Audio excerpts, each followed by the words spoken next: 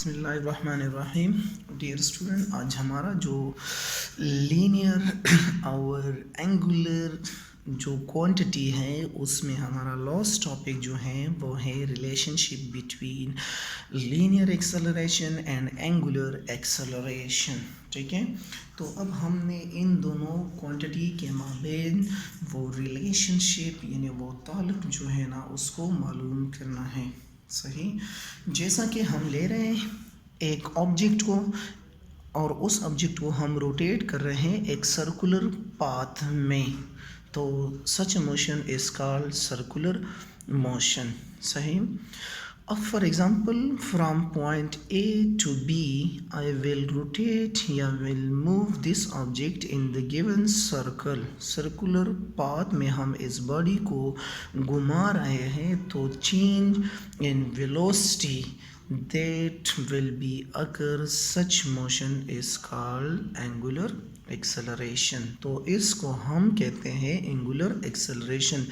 जब टाइम के साथ साथ वेलोसिटी में चेंज आए एंगुलरी, ठीक है, एंगुलर वेलोसिटी में चेंज आए तो उसे हम कहते हैं एंगुलर एक्सेलरेशन। जैसा कि consider a particle around a circular path with a variable angular velocity about a fix point O. जैसा कि हम एक ऑब्जेक्ट को घुमा रहे एक सर्कल में एक वेरिएबल वेलोसिटी के साथ, ठीक है, तो उनका जो चेंज इन वेलोसिटी है इन अ सर्कुलरली पाथ, तो del V is equal to R del omega. Omega basically angular velocity है, ठीक है। तो dividing both side by delta T, तो हम दोनों साइड को डेल्टा टी पे डिवाइड कर रहे हैं, इसलिए कि ये टाइम जो है तो दे आर इनफिनिटेसिमल टाइम, मतलब this time it will be very short time for this interval from when a body move from this position to this position in a circular path, taking limit both sides। अब हम ले रहे हैं limit को both side, limit delta t tends या approaches to 0 is limit delta t both side पे limit apply करो, delta v is equal to delta t and r limit delta t delta omega divided by delta t। तो हमने दोनों sides पे limits apply किया, ठीक है। तो this change in interval of time means that acceleration here r is the constant property and del w by delta t is equal to alpha. हमारे पास अब एंगुलर जो एक्सेलरेशन है वो बराबर है किस चीज़ की, अल्फ़ा की बराबर है। तो दोनों की वैल्यू पुट कर ले, ठीक है, कि a is equal to R alpha instant, ठीक है।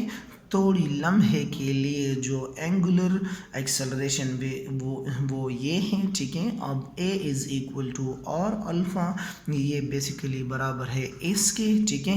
And this is the vector form of angular acceleration, और ये a is equal to alpha into r is the radius of the circle and alpha is the change angularly come in velocity, that's called angular acceleration। तो ये a is equal to linear acceleration and alpha is the angular acceleration of the body which attained by the body in a circular path, तो उसे हम कहते हैं angular acceleration, ठीक है। तो हमने पहले एंगुलर डिस्प्लेसमेंट को फाइंड कर दिया, उसके बाद हमने एंगुलर वेलोसिटी को मालूम कर दिया, और उसके बाद हमने एंगुलर एक्सेलरेशन को फाइंड कर दिया, ठीक है। तो इसके माबेन जो ताल्लुक़ है, ठीक है, linearly quantity relationship between linear quantities and angular quantities. So acceleration here, a is the linear quantity while alpha is the angular quantity. ठीक है, तो alpha is the angular acceleration and a is the angular